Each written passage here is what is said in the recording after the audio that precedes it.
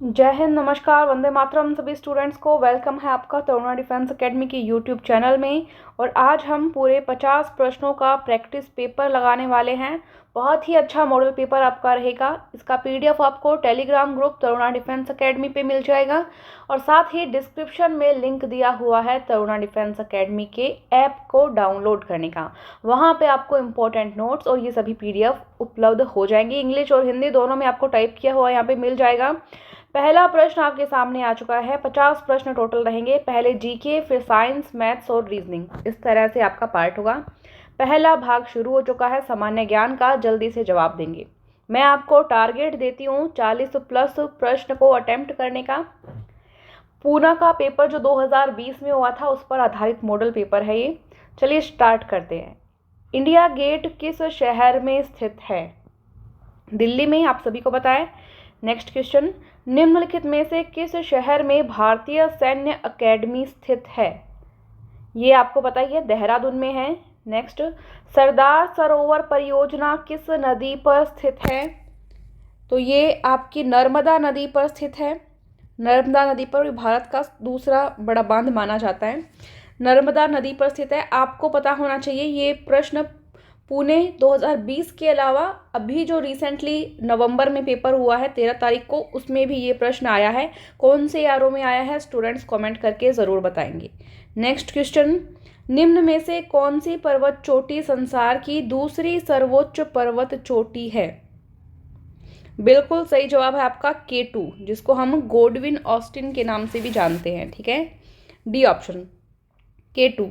Next question, Maurya साम्राज्य को किसने स्थापित किया? मौर्य साम्राज्य को आपको पता है चंद्रगुप्त मौर्य ने स्थापित किया था। शक्तिशाली राजवंश था ये। और चंद्रगुप्त जो है इसका श्रेय अपने मंत्री को देते हैं। उस मंत्री का नाम आपको बताना है। चाणक्य नाम सुना है? चाणक्य बहुत ही बुद्धिमान व्यक्ति इसको माना जाता है, जो कौटिल्य के नाम से भी जाना जाता है। कौटिल्य नोट कर लेंगे। नेक्स्ट क्वेश्चन, इनकी राजधानी भी पूछी जाती है। एक बार मैं आपको बता दूं, पाटलिपुत्र से प्रश्न आता है, पाटलिपुत्र। नेक्स्ट क्वेश्चन, थार रेगिस्तान किस देश में है? थार रेगिस्तान है मुख्यतः भारत में, कुछ हिस्सा पाकिस्तान में भी है, बट मेनली मुख्यतः भारत में। ठीक है। नेक्स्ट, ये प्रश्न भी सारे आर्मी में आए हुए हैं। निम्न में से कौन सम्राट अशोक के पिता थे? सम्राट अशोक के पिता बिंदुसार थे। बिंदुसार, सी ऑप्शन राइट करेंगे। एक क्वेश्चन बनता है कि अमित्र घात के नाम से किसे जाना जाता है? अमित्र घात के नाम से किसे जाना जाता है? तो बिंदुसार को जाना जाता है। इस क्वेश्चन को नोट करेंगे। ठीक है। अगर ये पूछा जाए कि बिंदुसार किसके पुत्र हैं, तो आपने शक्तिशाली राजा चंद्रगुप्त मौर्य का नाम सुना है। बिंदुसार उनके पुत्र थे। ठीक है। नेक्स्ट क्वेश्चन, निम्न में से किस देश को हजारों झीलों का देश कहा जाता है? ये कहते हैं हम फिनलैंड को। भारत के संदर्भ में अगर पूछा जाए, भारत के अंदर झीलों की नगरी हम कहते हैं उदयपुर को। बहुत ही खूबसूरत शहर भारत का, राजस्थान में। नेक्स्ट क्वेश्चन, दिल्ली किस नदी के तट पर स्थित है? तो आप सभी को पता है, दिल्ली, आगरा का ताजमहल, ये सभी यमुना नदी के तट पर है। नोट कर लेंगे। नेक्स्ट क्वेश्चन पे आ जाइए सभी। निम्न में से कौन भारत के लौह पुरुष के नाम से जाने जाते हैं? तो सरदार पटेल सही जवाब होगा। महाराष्ट्र राज्य की राजधानी क्या है? महाराष्ट्र राज्य की राजधानी क्या है? तो सभी जानते हैं मुंबई है। बिल्कुल सही जवाब। एक क्वेश्चन आपके एग्जाम में आया था, हिमाचल प्रदेश की राजधानी क्या है? तो शिमला है। कोई दिक्कत नहीं है। नेक्स्ट क्वेश्चन, लोकसभा सदस्यों का चयन कैसे किया जाता है? लोकसभा, जिसको हम निम्न सदन कहते हैं, ये क्वेश्चन भी आपके एग्जाम में आया हुआ है, इसको नोट करेंगे। इनके सदस्यों का चयन किस प्रकार किया जाता है? ऑप्शंस इसमें दो ही यहाँ पे उपलब्ध हो पाए हैं, तो इसके अंदर ये दोनों ही सही नहीं है, तो मैं और ऑप्शन ऐड करती हूँ, इसमें शायद टाइप नहीं हुए। तीसरा ऑप्शन है आंशिक निर्वाचित, यानी कि पार्शली इलेक्टेड। नोट कर लेंगे ये एक और, निर्वाचित एवं आंशिक नामांकित, आंशिक नामांकित, नामांकित, ठीक है, मतलब partially elected and partially nominated, तो सी फॉर्म इसकी रहेगी, ठीक है, सी जो ऑप्शन है वो रहेगा। आंशिक निर्वाचित एवं आंशिक नामांकित मतलब partially elected and partially nominated. इसमें ऐसा था कि आर्टिकल था 81, इसमें क्या कहा कि लोकसभा के जो सदस्य होते हैं उनकी अधिकतम संख्या हो सकती है 552, ये 81 में कहा गया था 552 हो सकती है। इसमें से 552 में से 530 को तो क्या कहा था कि ये निर्वाचित थे, 530 तो क्या थे, निर्वाचित थे, ठीक है, इलेक्टेड थे डायरेक्टली, और जो बाकी बचे कितने, लगभग 20 मान सकते हैं, वो केंद्र शासित प्रदेशों से आते थे, और 2 उसमें जो मनोनीत जिसको हम बोलते हैं वो होते थे। तो 20 ये केंद्र शासित प्रदेश वाले हो गए और 2 सदस्य जो है मनोनीत किए जाते थे। ये इस तरह से आर्टिकल 81 में कहा गया है, मनोनीत कर लेंगे इसको, ठीक है, नोट कर लेंगे। तो छोटी मोटी ध्यान रखने लायक बातें हैं, इसको नोट कर लेंगे, सी ऑप्शन सही है, ठीक है। नेक्स्ट क्वेश्चन, भारत की सबसे बड़ी पेट्रोलियम रिफाइनरी कहाँ स्थित है?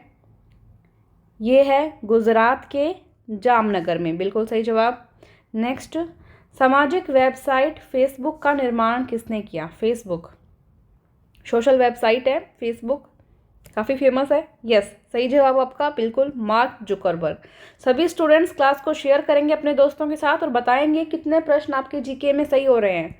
संसार का सबसे बड़ा द्वीप ग्रीनलैंड है, बिल्कुल, बी ऑप्शन क्या हो जाएगा आपका, सही हो जाएगा, ठीक है। आर्कटिक और अटलांटिक महासागर के मध्य स्थित है। जीके हो चुका है, सामान्य विज्ञान पर आइए आप। मानव शरीर की सबसे बड़ी ग्रंथि, largest gland in the human body is, बिल्कुल लीवर होगी, यकृत जिसको हम हिंदी में कहते हैं। रेलगाड़ी के अचानक रुकने पर आदमी किस ओर गिरता है? अचानक से जब ट्रेन रुक जाए, ट्रेन का वेग क्या हो जाए, शून्य हो जाए, तो क्या होता है, यात्री के जो पैर हैं वो रेलगाड़ी के फर्श को स्पर्श करते हैं और वो अचानक से रुक जाते हैं, विराम अवस्था में आ जाते हैं, शून्य अवस्था में आ जाते हैं। लेकिन व्यक्ति के शरीर का जो ऊपर का भाग होता है वो मोशन की अवस्था में रहता है, गति की अवस्था में रहता है जड़त्व के कारण। तो क्या होता है कि जो वेग है वो आगे की ओर चलने का प्रयास करता है। मानव की जो बॉडी है ऊपर वाली वो आगे की ओर चलने का प्रयास करते हैं, तो आगे की तरफ धक्का लगता है, तो फॉरवर्ड, डी ऑप्शन सही है। नेक्स्ट क्वेश्चन, रेबीज किसके कारण होता है?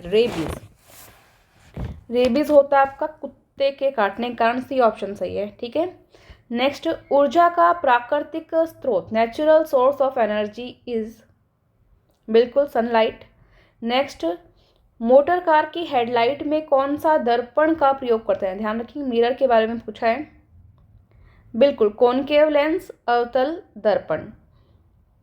निम्न में से कौन सा रक्त समूह सर्वग्राही है? Which of the following is universal recipient of blood? कौन सा ऐसा ब्लड ग्रुप है जो किसी भी ब्लड ग्रुप वाले व्यक्ति से ब्लड ले सकता है, ग्रहण कर सकता है? क्वेश्चन नंबर 21, बिल्कुल A B positive right answer है। इसको हम कहते हैं यूनिवर्सल डोनर, जिसको हम हिंदी में बोलते हैं सर्वदाता, O+ को, ठीक है। आप बता सकते हैं आपका ब्लड ग्रुप कौन सा है, अगर आपको ध्यान हो तो, और ध्यान होना भी चाहिए। सिस्मोग्राफ का उपयोग क्या मापने के लिए किया जाता है? तो अर्थक्वेक मापते हैं, भूकंप जिसको हम बोलते हैं। विद्युत का SI मात्रक क्या है? विद्युत, the SI unit of electric होना चाहिए शायद, ठीक है, current is, electric current is,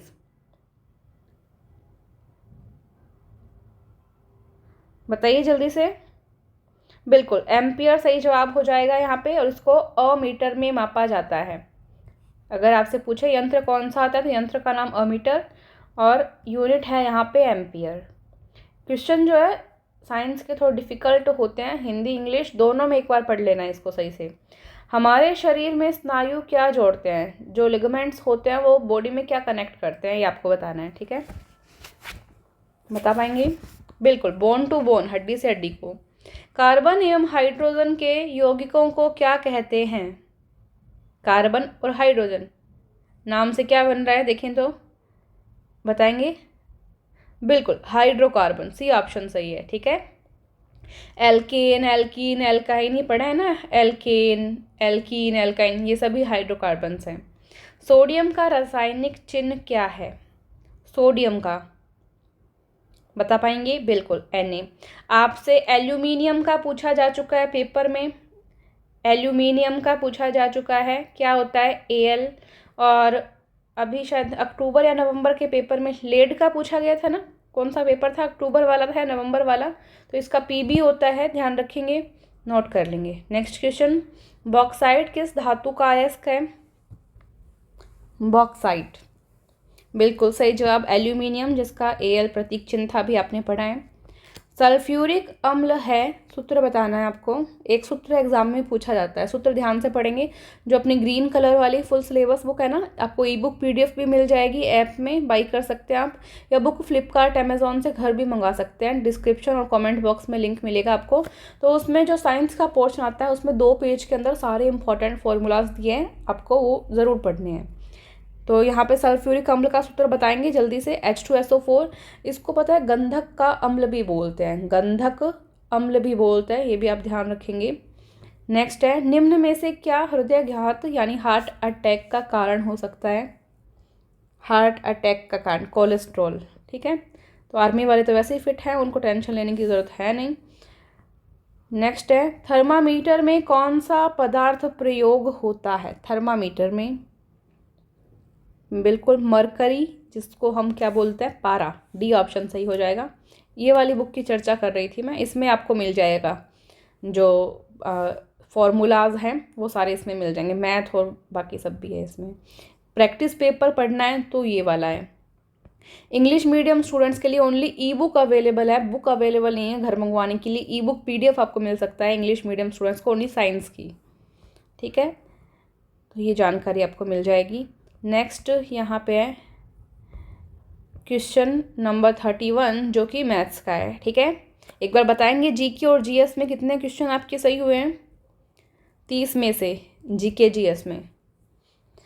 चलिए नेक्स्ट क्वेश्चन आपके सामने है, एक आयत की भुजाएं 5 मीटर और 4 मीटर की, उसका परिमाप ज्ञात करो।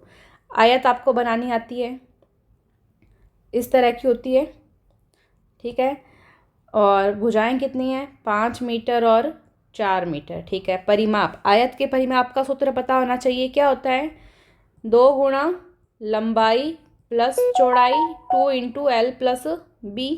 2 लंबाई का मान कितना है? 5, चौड़ाई का मान कितना है? 4, कितना हो गया? 9, और 9 दूनी 18 मीटर। परिमाप याद रखेंगे मीटर में होगा।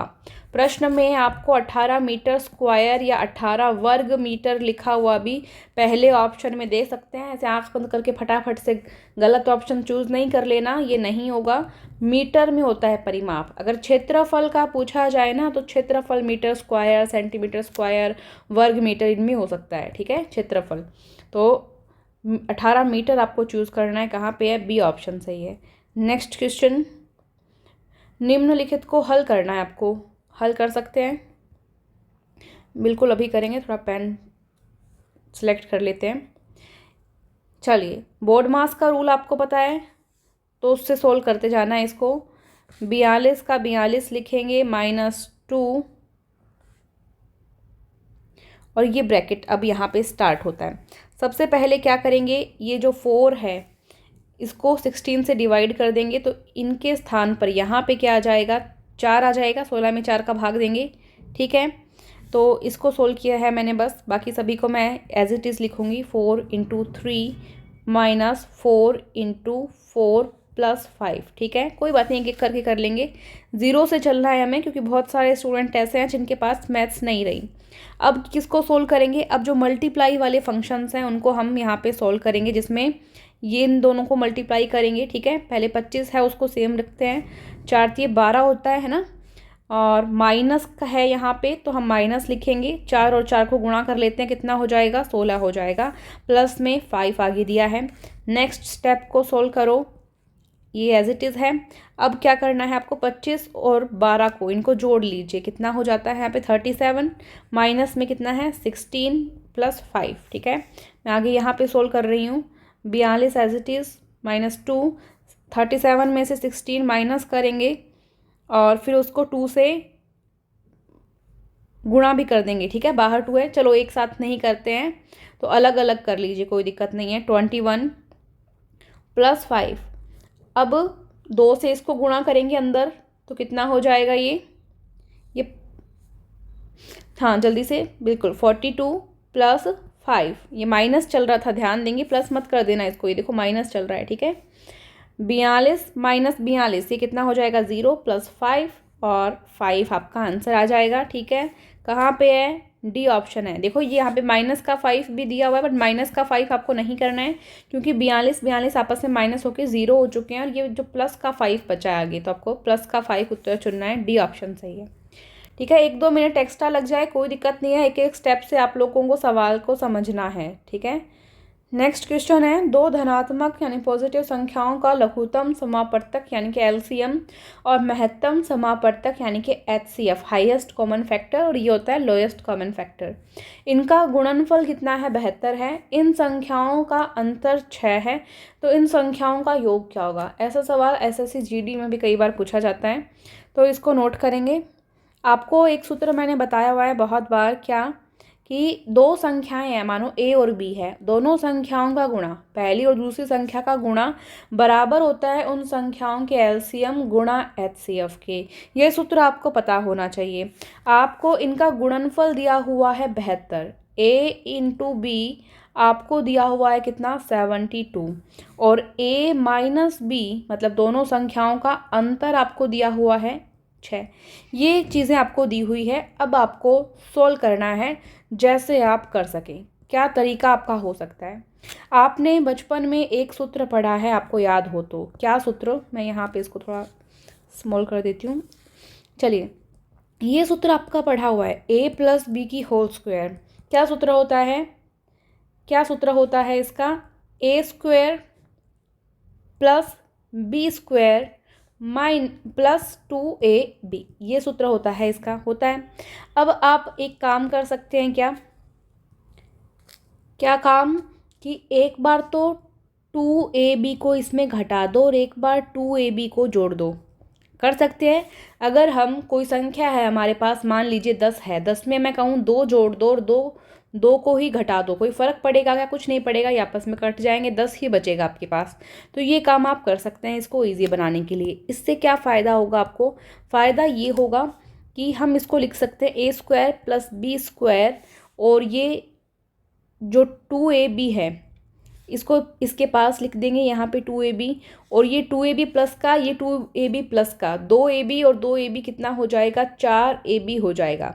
अब आप देखिए यहाँ पे ये एक फॉर्मूला बन रहा है, किसका फॉर्मूला बन रहा है, ये फॉर्मूला बन रहा है a - b² का, a - b² का। तो इसकी जगह मैं ये लिख सकती हूँ, ये सवाल 2 तरह से कर सकते हैं, मैं दोनों तरीके आपको बताऊँगी, जो आपको बेटर लगे वो कर लेना। तो यहाँ हमारा चल रहा था a + b² बराबर यहाँ हो जाएगा a - b², और प्लस में ये क्या बचा है हमारे पास 4ab, ठीक है। अब आपको यहाँ पे a - b की वैल्यू दी हुई है 6, तो हम यहाँ पे क्या वैल्यू रखेंगे, 6 वैल्यू रखेंगे, ऊपर स्क्वायर है, प्लस 4ab की वैल्यू भी आपके पास है, कितनी है देखो, ये रही ab की वैल्यू आपके पास है 72, a × b मतलब ab ही है, कितनी है 72, तो यहाँ वैल्यू रख दी। 6 की स्क्वायर करेंगे कितना हो जाएगा 36, प्लस 72 को हम 4 से गुणा कर लेंगे, कितना आ जाएगा आपके पास 288 आएगा, है ना। अब 288 और 36 को आपस में जोड़ेंगे 324, ये आ जाएगा। यहाँ पे आपका चल रहा था a + b², ये स्क्वायर जो है यहाँ से हटाइए और इधर जाके ये क्या बन जाएगी, √ बन जाएगी, और 324 का √ क्या होता है, 18 होता है, क्योंकि 18 को 18 से गुणा करते हैं तो 324 आता है। तो a + b की वैल्यू आपकी आ जाती है 18, और आपको क्या ज्ञात करना था प्रश्न में, इन संख्याओं का योग क्या है, यही ज्ञात करना था। दोनों संख्याएं a + b, योग आ चुका कितना 18। तो एक तरीका तो ये था, 18 ऑप्शन में है, ठीक है। कैसे किया देखिए, एक बार अगर आपको समझ में आ जाएगा तो इसमें आपको टाइम नहीं लगेगा। कैसे, a × b बराबर एलसीएम गुणा HCF, मतलब दोनों संख्याओं का गुणा बराबर HCF गुणा LCM होता है। A गुणा B की वैल्यू आपको दी हुई है 72, A माइनस B की वैल्यू आपको दी हुई है 6।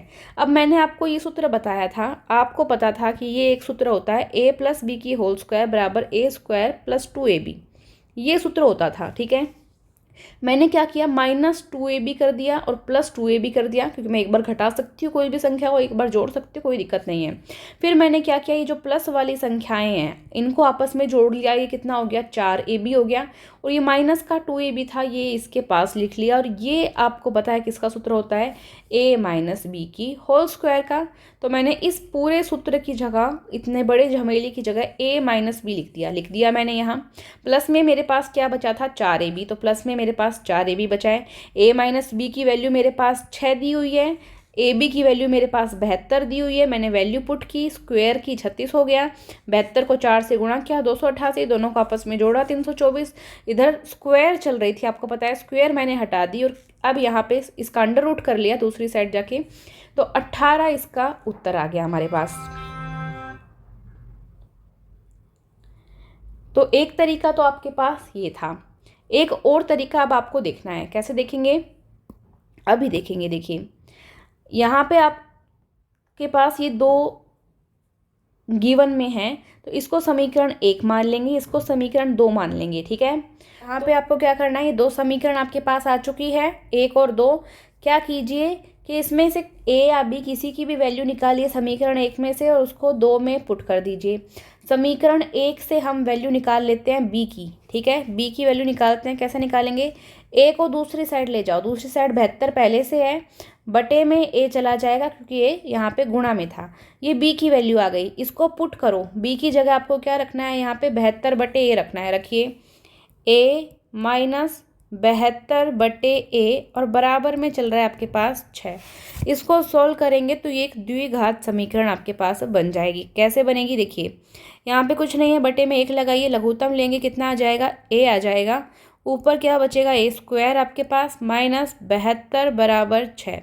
ये A इधर भाग में, इधर जाके गुणा में होगा, तो A स्क्वायर माइनस 72 बराबर 6A। ये 6A इधर प्लस का इधर आके माइनस का हो जाएगा, A स्क्वायर माइनस 6A, और यहाँ पे माइनस का 72 पहले से है, ठीक है। और यहाँ कुछ नहीं बचा, दूसरी साइड 0।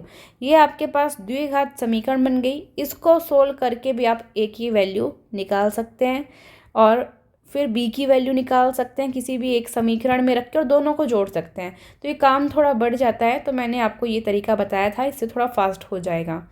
तो ऐसे भी आप निकाल सकते हैं। ये क्वेश्चन आपको यहाँ पे अगर शो नहीं हो रहा है तो मैं आपको यहाँ पे लिख देती हूँ, ठीक है। क्वेश्चन है यहाँ पे 2.36, इसकी यहाँ पे बार है, -3.05 इसकी यहाँ पे बार है, और प्लस में है 4.33 यहाँ पे बार है। ये अब आपको सॉल्व करना है, इसको आप सॉल्व कीजिए जल्दी से, इसको सॉल्व करके देखते हैं। तो यहाँ पे ये 2 है, इसको इसी तरह से लिखेंगे, प्लस यहाँ पे क्या है 36 की बार है, तो इसको आपको किस तरह से लिखना होता है, 36/99, ठीक है।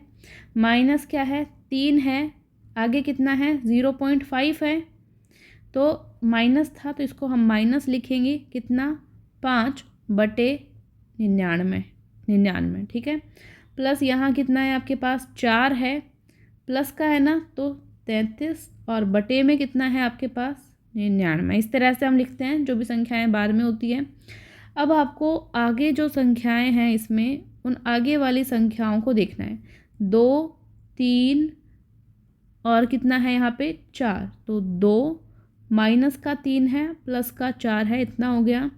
अंदर जो संख्याएं बचती हैं 36/99, 5/99 और प्लस का 33/99 और ब्रैकेट बंद, ठीक है। सोल्व कीजिए, ये यहाँ पे कितना बचा है 3, प्लस इसको प्लस कर देना है आपको, ये यहाँ पे बटे में कितना आ रहा है 99 लघुत्तम, और ऊपर इनको सोल्व करेंगे तो कितना 64 आ रहा है, क्या 64, ठीक है।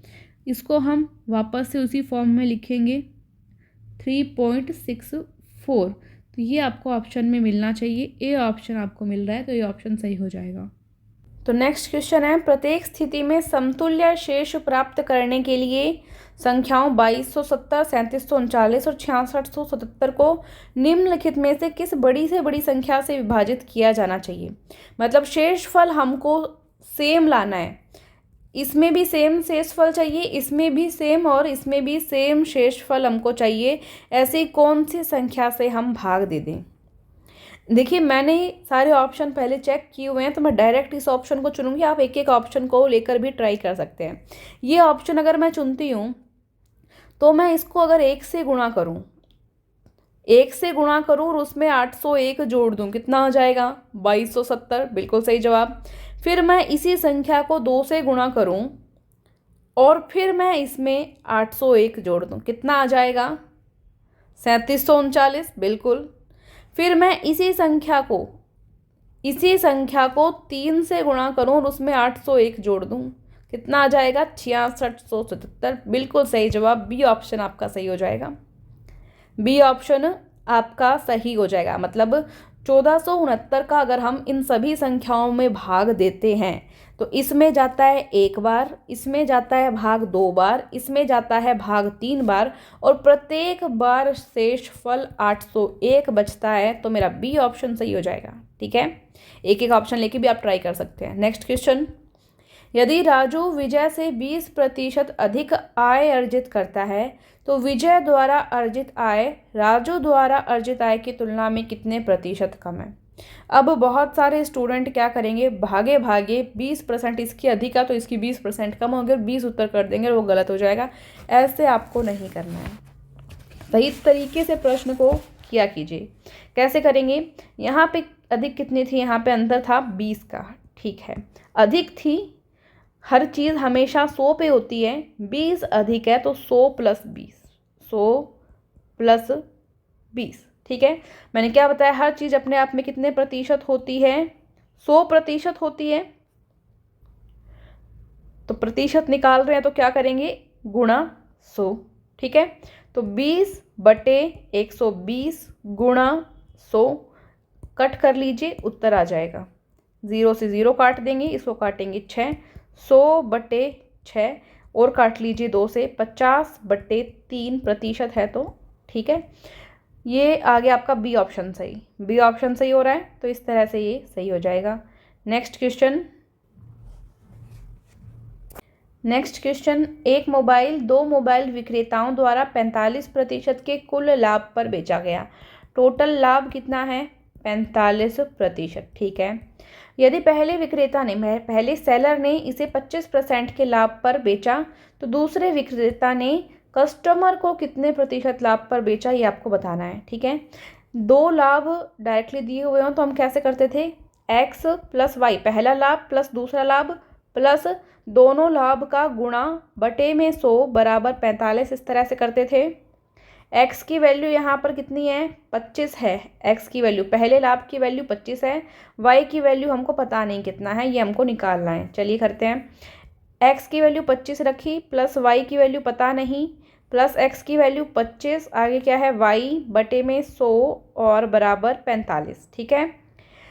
y वाले आपस में सोल्व करेंगे और मैथ्स वाली जो संख्याएं हैं उनको आपस में सोल्व करेंगे, ठीक है।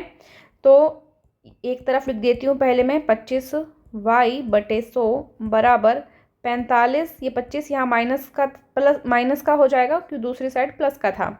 अब देखिए इसके बटे में कुछ नहीं है, एक मान लेते हैं, लघुत्तम लेते हैं, 100 हो जाएगा, कितना हो जाएगा यहाँ पे 100y प्लस 25y बराबर 45 में से 25 माइनस करेंगे 20।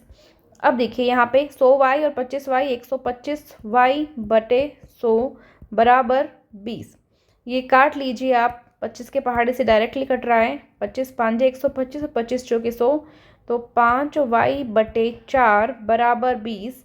आपको y की वैल्यू निकालनी है तो इन सबको दूसरी साइड ले जाएंगे, 4 यहाँ गुणा में हो जाएगा, 5 यहाँ आके भाग में हो जाएगा, इनको काट लेंगे तो कितना हो जाएगा y की वैल्यू 16%, कितना हो जाएगा 16%, जो कि आपको ऑप्शन नंबर सी में मिल रहा है, ठीक है। नेक्स्ट क्वेश्चन देखेंगे, एक पिता और पुत्र मिलकर किसी कार्य को 24 दिन में पूरा कर सकते हैं। पिता और पुत्र दोनों मिलकर कार्य को 24 दिन में पूरा कर सकते हैं, 24 दिन में, ठीक है। यदि अंतिम 6 दिन पिता अकेले कार्य करता है तो कार्य 26 दिनों में समाप्त होता है। कार्य खत्म कितने दिन में हो रहा है, कार्य समाप्त कितने दिन में हो रहा है, नोट कर लो, 26 दिन, मतलब टोटल 26 दिन काम किया गया है, ठीक है। और अंतिम 6 दिन पिता अकेले काम करता है, मतलब दोनों ने मिलकर कितने दिन काम किया, टोटल 26 दिन में काम पूरा होता है। अंतिम 6 दिन पिता ने काम किया, मतलब 20 दिन दोनों ने मिलकर काम किया है। टोटल काम 26 दिन में ख़त्म होता है। 6 दिन अकेले पिता ने काम किया है, मतलब दोनों ने मिलकर 20 दिन काम किया है। दोनों ने काम किया, दोनों ने काम किया, कितने दिन काम किया, 20 दिन। ये बात समझ गए, ठीक है, वेरी गुड। अब क्या करना है आपको, अब आपको निकालना है पिता और पुत्र का 20 दिन का काम। पिता और पुत्र का 20 दिन काम किया है ना, वो काम निकालो, 20 दिन का काम, ये काम निकाल दो। कैसे निकालते हैं, देखो, दोनों मिलकर कोई काम को 24 दिन में पूरा कर सकते हैं और काम किया कितने दिन है, 20 दिन किया है, तो 20/24 ये हो गया उनका काम। इनको काट लो, कितना आ जाएगा, 5/6 आ जाएगा आपका, ठीक है। ये मिलके काम आ गया। टोटल काम अपने आप में 1 होता है, 5/6 काम हो चुका है। अब कितना काम बचेगा, तो 1 में से माइनस कर देंगे तो बाकी बचा हुआ काम आ जाएगा कितना, 1/6 काम ये बाकी बचा हुआ है, ठीक है। जो कि क्या करता है, पिता करता है, पिता अकेला करता है। कितने दिन में करता है, 6 दिन में अकेले काम करता है, ठीक है। तो अकेला काम करने को उसको टोटल टाइम कितना लगेगा, अगर पूरा काम वो करना चाहे, उसका भाग कितना, 1/6 है, और टोटल काम वो कितने दिन करता है, 6 दिन करता है। तो 6 × 6 कितना आ जाएगा, 36 दिन। पिता अकेला, पिता अकेला उस काम को कितने दिन में पूरा करेगा, 36 दिन में पूरा करेगा। प्रश्न में पूछा है कि ये निकालो कि पुत्र उस काम को अकेले कितने दिन में करेगा। पुत्र अकेले उस काम को कितने दिन में करेगा। तो सीधा सीधा जब इतना हो जाए, आपको क्या करना होता है कि मिलकर काम कितने दिन में कर रहे हैं, 24 दिन में, ठीक है। पिता अकेले कितने कर रहा था, 36 दिन में, ठीक है। अब यहाँ पे इनका अंतर कर दो, 36 - 24 कितना हो जाएगा, इनको आपस में गुणा बाद में कर देंगे, पहले घटा लीजिए ताकि कट जाए। 24 × 36/12, ठीक है।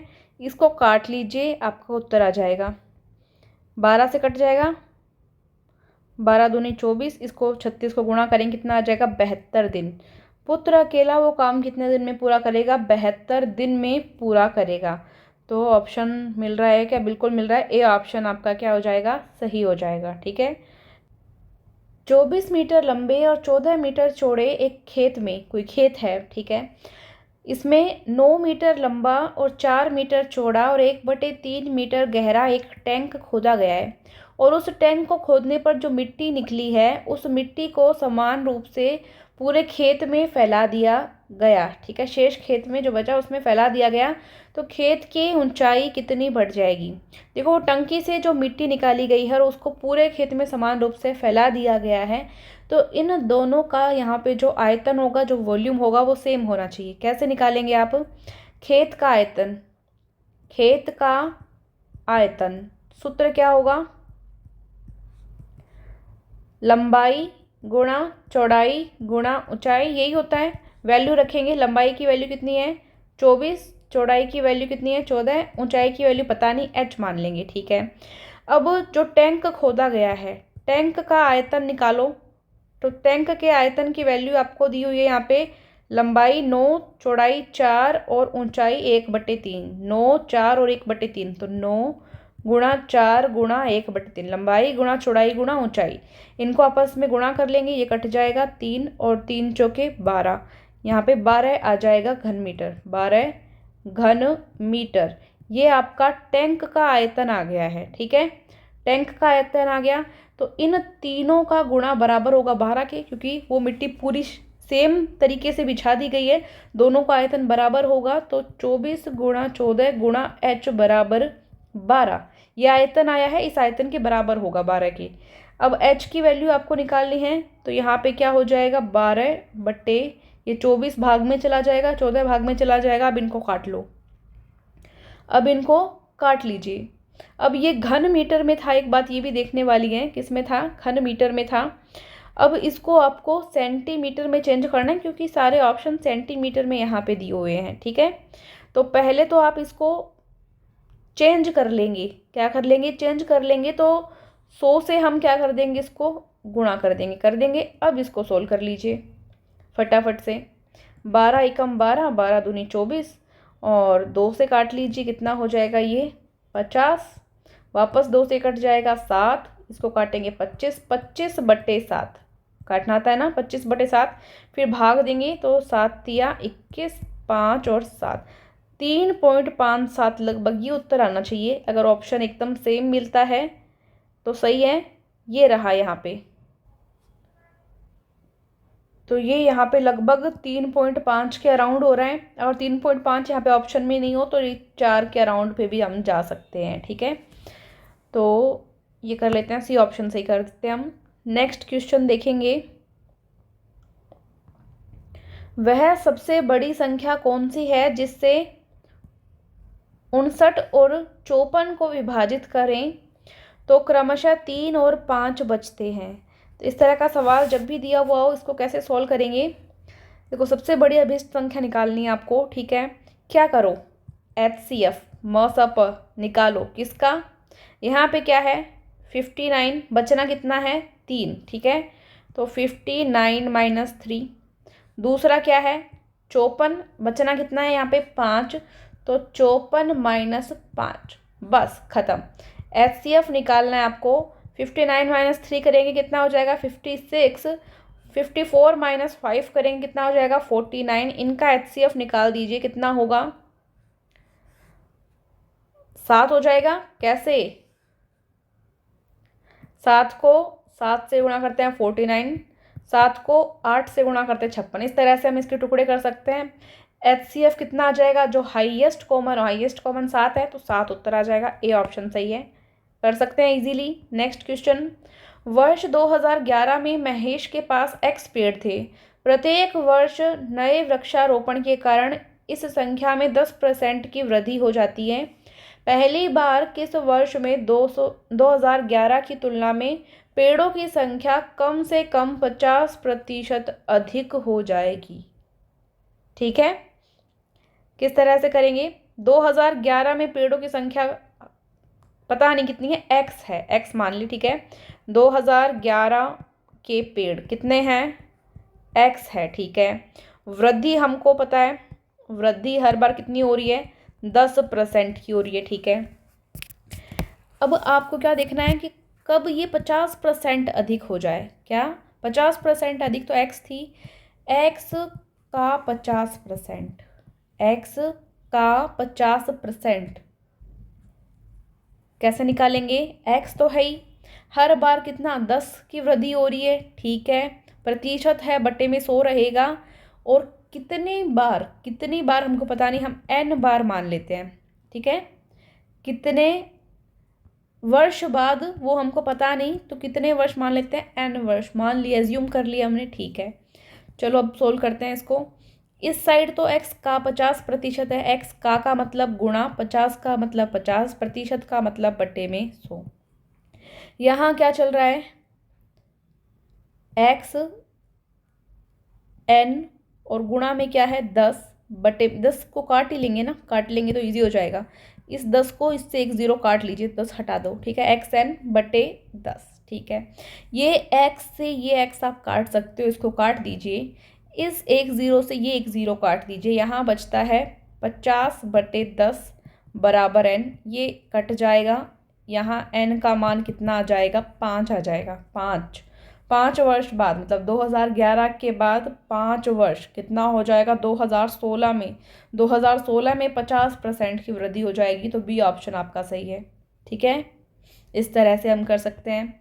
ये थोड़ा मेंटल एबिलिटी वाले प्रश्न ही हैं, एक धनराशि साधारण ब्याज दर पर 3 वर्ष में 4200 और 6 वर्ष में 6000 हो जाती है। ब्याज की दर कितनी है? किस तरह से निकाल सकते हैं? कोई धनराशि है, हमको पता नहीं मूलधन कितना है, मूलधन नहीं पता कितना है, ठीक है। साधारण ब्याज की दर भी नहीं पता कितनी है, ओके। 3 वर्ष में 4200 हो गई, ये मिश्र धन है, हो जाएगी, ये मिश्र धन होता है। और 6 वर्ष में 6000 हो जाएगी, ये भी मिश्र धन है। ब्याज की दर कितनी है वो आपको बतानी है। सूत्र आपको पता है सिंपल इंटरेस्ट का, एसआई का क्या होता है? PRT/100, मूलधन गुणा दर गुणा समय बटे 100, ये होता है। पहली बार में क्या कहा है? पहली बार में कहा है कि 4200 हो जा रही है। आपको साधारण ब्याज का एक सूत्र ये भी पता है क्या कि अगर मैं मिश्र धन में से मूलधन घटा दूं तो साधारण ब्याज आ जाएगा, पता है आपको, ठीक है। तो पहली कंडीशन में यहाँ पे मिश्र धन कितना है? 4200 है। कितना है? 4200। मूलधन आपको पता नहीं कितना है, आप इसको P मान सकते हैं, मूलधन को प्रिंसिपल बोलते हैं, P मान लीजिए। तो ये सिंपल इंटरेस्ट आ जाएगा फर्स्ट वाला, जो पहली कंडीशन है। तो पहली कंडीशन में हम SI की जगह रख रहे हैं 4200 माइनस P। क्या रख रहे हैं? 4200 माइनस P बराबर मूलधन गुणा दर गुणा समय बटे 100। मूलधन P मान लेते हैं, दर हमको पता नहीं, R मान लेते हैं, और समय पता है हमको 3 वर्ष है। समय की जगह क्या रखते हैं? 3/100। देखिए सूत्र वूत्र बहुत होते हैं, वो मैं आपको PDF दे दूँगी, आप वहाँ से याद कर सकते हैं। लेकिन बेसिक समझना बहुत ज़रूरी है ऐसे प्रश्नों में, क्योंकि सूत्र एग्ज़ाम में जाकर बहुत सारे एक जैसे हो जाते हैं और याद नहीं रहते। तो हम बेसिक से समझेंगे इस प्रश्न को। ये यहाँ पे एक समीकरण आपकी बन चुकी है। दूसरी समीकरण में क्या है? वही साधारण ब्याज निकालिए। कैसे निकालते हैं? दूसरा कंडीशन का साधारण ब्याज निकाल रहे हैं। यहाँ पर कितना है? मिश्र धन 6000 है, माइनस वही मूलधन का पता नहीं कितना है, P मान लेते हैं। तो 6000 माइनस P, 6000 माइनस P बराबर PRT into 100, P into R into समय कितना है? 6 वर्ष, 6/100। ये आ गई हमारी दूसरी समीकरण। 2 समीकरण हमारे पास आ चुकी है। दोनों को क्या करो? सोल्व कर लो, जो भी तरीका आपको अच्छा लगे, भाग दे दो एक दूसरे में, इस तरह से सोल्व कर लो, जो भी आपको ज़्यादा बेटर लगे। आपको वैल्यू निकालनी है दर की। किसकी वैल्यू निकालनी है? दर की। कैसे करेंगे? मैं इसको डिवाइड कर रही हूँ, दोनों समीकरण को डिवाइड कर रही हूँ। तो 4200 माइनस P बराबर P इंटू R इंटू 3/100, ठीक है, डिवाइड कर रही हूँ, बटे ये दूसरी समीकरण ये है 6000 माइनस P बराबर P इंटू R इंटू 6/100। बस कुछ नहीं किया, समीकरण लिखी है मैंने उसको उठा के। ये समीकरण उठाई ऊपर लिखी, ये समीकरण उठाई नीचे लिखी, डिवाइड किया है। समीकरण 1 बटे समीकरण 2, ये काम किया है। अब देखो P से P कट जाएगा, R से R कट जाएगा, 3 एकम 3, 3 दूनी 6, 100 से 100 कट जाएगा। ऊपर बचेगा 4200 माइनस P, नीचे बचेगा 6000 माइनस P। यहाँ पे ऊपर 1 बचेगा, यहाँ पे नीचे ये 2 बचेगा। इतना समझ में आया? बस सूत्र पता होना चाहिए, एक सूत्र था, उस एक ही सूत्र से काम किया है, ठीक है।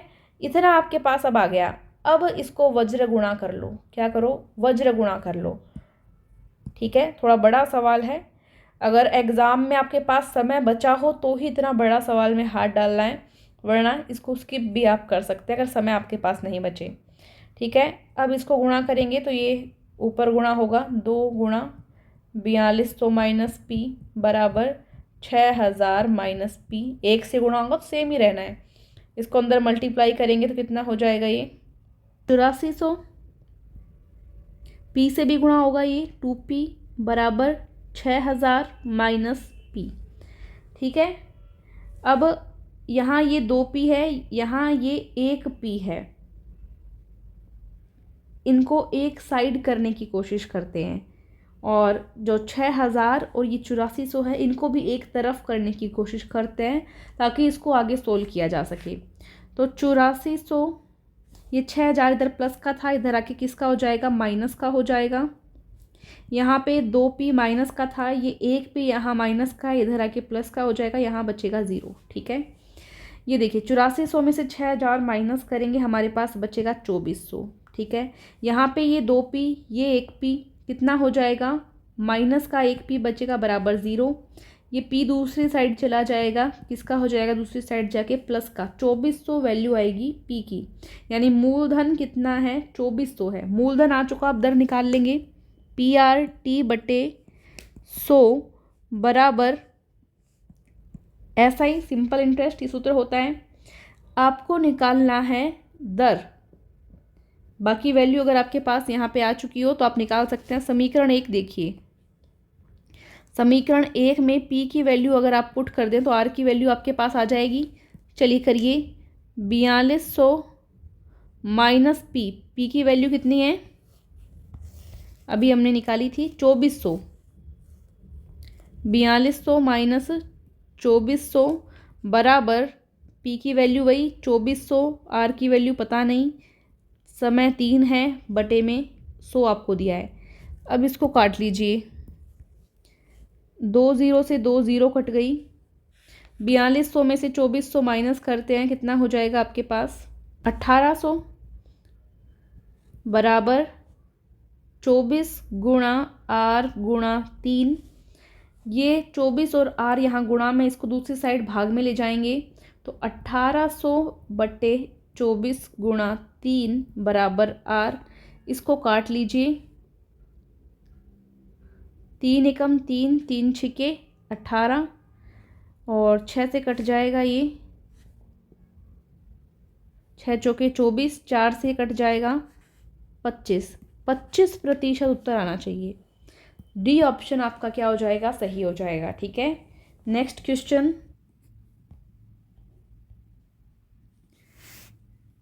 पहली 567 प्राकृतिक संख्याओं का समांतर माध्य कितना होगा। प्रथम 567 संख्याएं हैं, समांतर माध्य देखना है। किस तरह से करते हैं हम, n+1/2, n की वैल्यू 567 प्लस 1/2 मतलब 568/2 डिवाइड करो 284, बस ये उत्तर आ जाएगा। देखो कोई सवाल इतना सिंपल आया और इससे पीछे वाला सवाल हार्ड था, तो इस तरह से चलता रहता है। नेक्स्ट क्वेश्चन, एक शंकु के आधार की त्रिज्या, शंकु किस तरह का होता है, इस तरह का होता है, इसका आधार है, इसकी त्रिज्या आर कितनी है, 7 सेंटीमीटर है, और तिरछी ऊंचाई, तिर्यक ऊंचाई जो है ये है 25 सेंटीमीटर, स्लांट हाइट। शंकु का आयतन कितना होगा।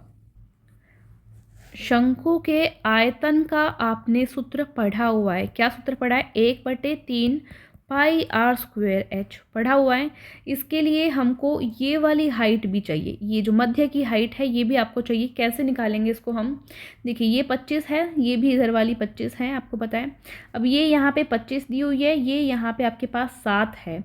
क्या आप ये निकाल सकते हैं, पाइथागोरस प्रमेय से निकाल सकते हैं, या शंकु की ऊंचाई डायरेक्ट कैसे निकाल सकते हैं आप, 25 की स्क्वायर माइनस 7 की स्क्वायर, इस तरह से आप निकाल सकते हैं। ठीक है, शंकु की ऊंचाई हाइट 25 के स्क्वायर करेंगे कितना हो जाएगा, 625, पाइथागोरस प्रमेय पढ़ी हुई है ना। 7 की स्क्वायर करेंगे 49, 625 में से 49 माइनस करेंगे 576, और h की वैल्यू आपके पास आ जाएगी 24 होता है ना 576 का अंडर रूट।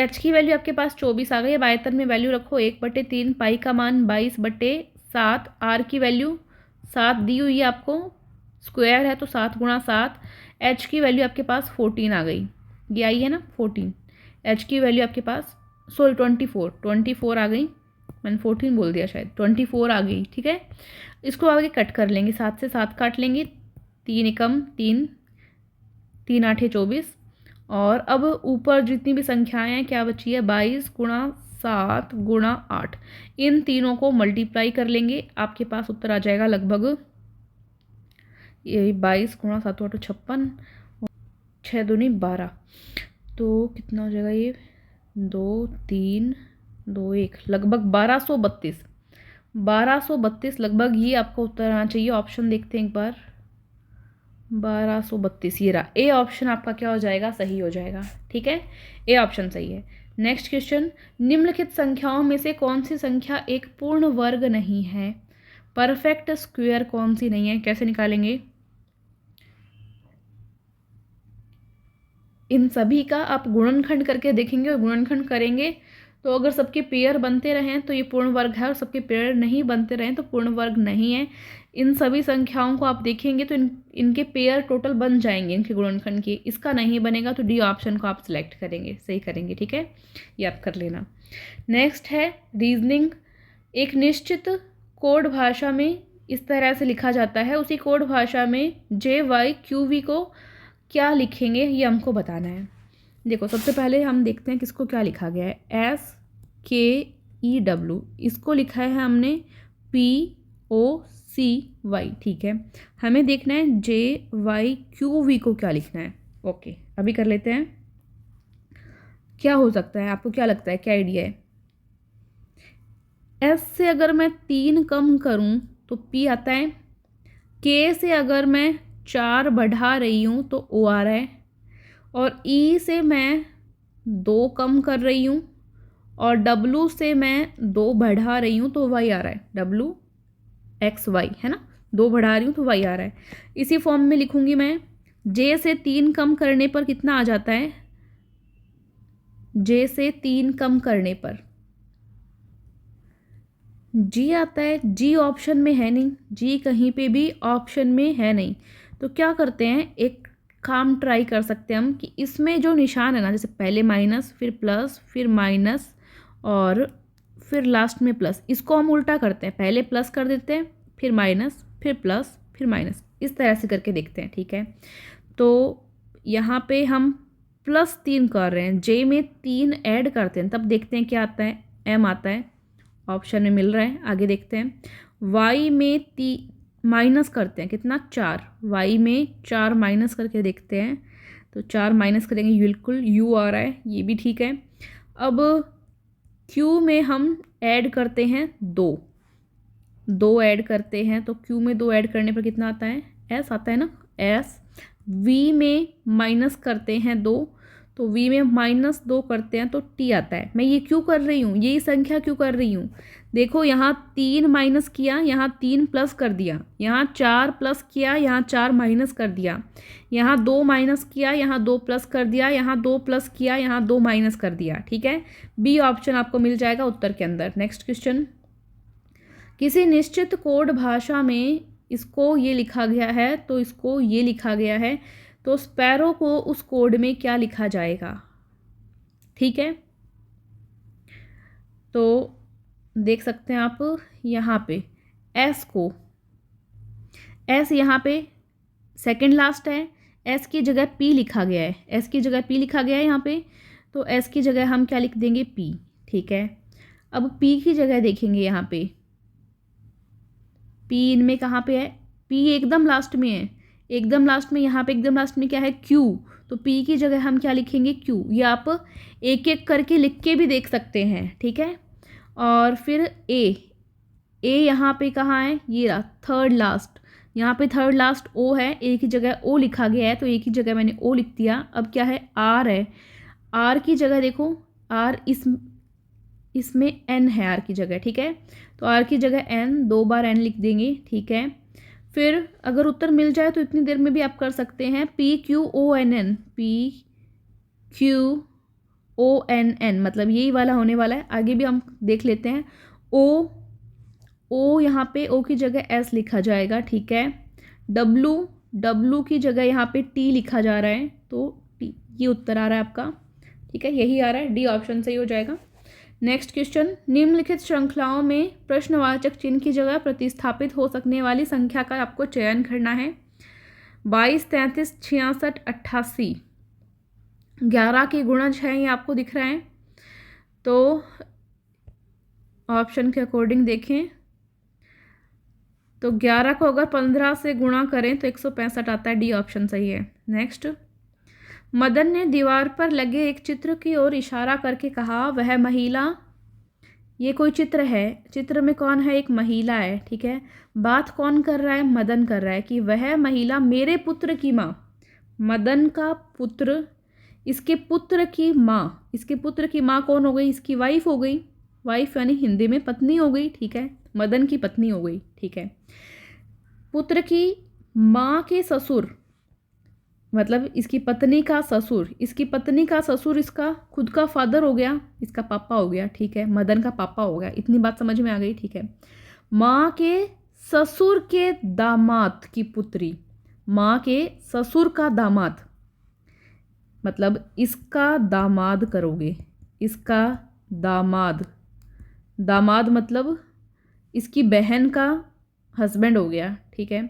दामाद की पुत्री की माँ, दामाद की पुत्री और पुत्री की माँ, पुत्री की माँ कौन होगी, इसकी बहन होगी, इसकी बहन होगी, ठीक है, इसकी बहन होगी। ससुर का दामाद, ससुर का दामाद, ससुर इसका कौन लग रहा था, मदन का पापा था, पापा के दामाद की पुत्री मतलब दोहिती, दोहिती की माँ, इसकी तो बहन लगी, मदन की तो क्या लगी, बहन लगी। तो चित्र वाली महिला से उसका क्या संबंध है, संबंध हो जाएगा कि वो भाई होगा उसका। सी ऑप्शन सही है, सी ऑप्शन सही है, ठीक है, भाई लगेगा मदन उस महिला का। नेक्स्ट क्वेश्चन, निम्नलिखित में से असंगत का चयन करना है आपको, choose the odd one out, okay. Question number 50, भूकंप, ज्वालामुखी तथा सुनामी जमीन के अंदर होने वाली प्रोसेस होती है, आपको पता हो तो, और ग्लोबल वार्मिंग क्या है, इससे थोड़ा पृथक रहेगा, ठीक है, पर्यावरण स्तर पर है। तो डी ऑप्शन क्या हो जाएगा, सही हो जाएगा, ठीक है, डी ऑप्शन।